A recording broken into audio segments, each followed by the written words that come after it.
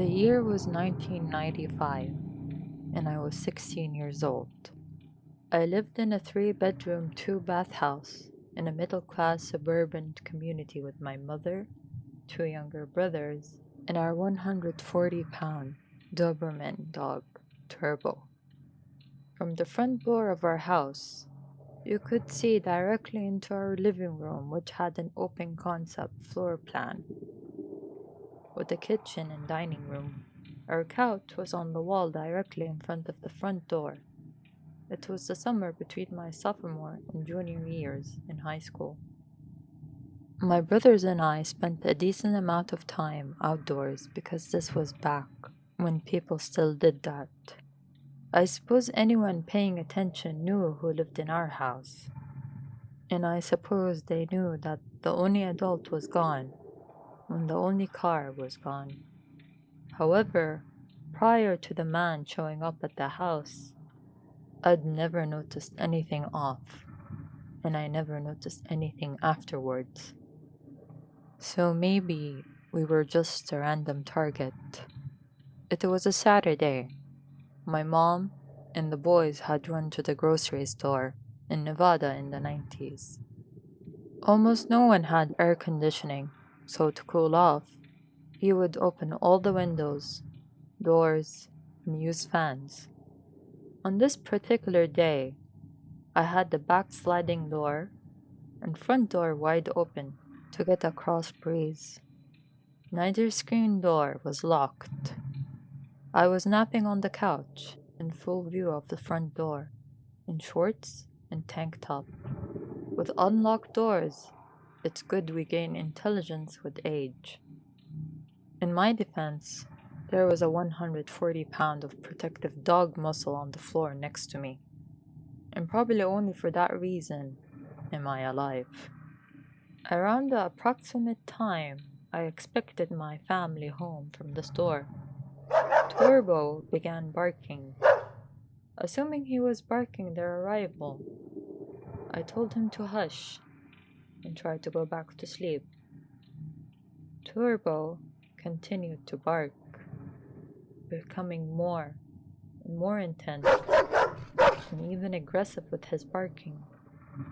Finally, after 5 to 10 minutes, Turbo refusing to be quiet, and my family never coming in from the car, I sat up, realizing something was wrong. A man who I didn't know stood, seemingly frozen, staring at my friends and barking Doberman.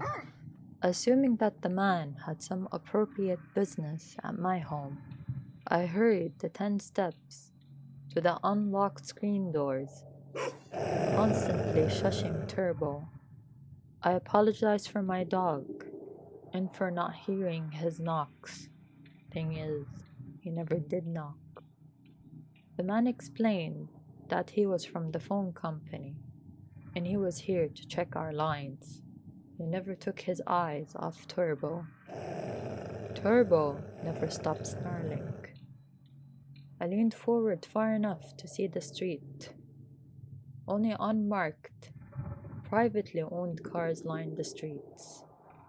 I looked at the man who was dressed in tennis shoes, jeans, and a t-shirt. I was 16 and dumb enough to nap in front of an unlocked door. But I was no fool. Phone company personnel always wears uniforms, always drives company vehicles, don't come without being cold, and don't work on weekends.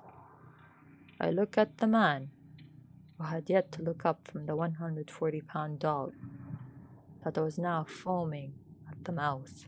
I grasped the screen door handle and held it. This got his attention. He met my eyes as I said, "You have 30 seconds to show me identification, or I open this door."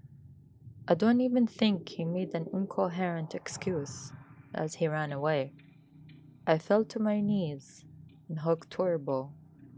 I then gave him all the meat in the fridge. I believe with absolute certainty that I would have been attacked if we hadn't had him. I like to think that if I hadn't had a huge, overly protective dog, I would have been in the habit of locking doors. But what would a screen door latch do against an intruder? And that creep stood there and watched me for 5 to 10 minutes. Perhaps he was paralyzed in fear, but maybe he was working in angles, and only Turbo's insistent display of his willingness to kill anyone who threatened me changed his mind. That's my theory.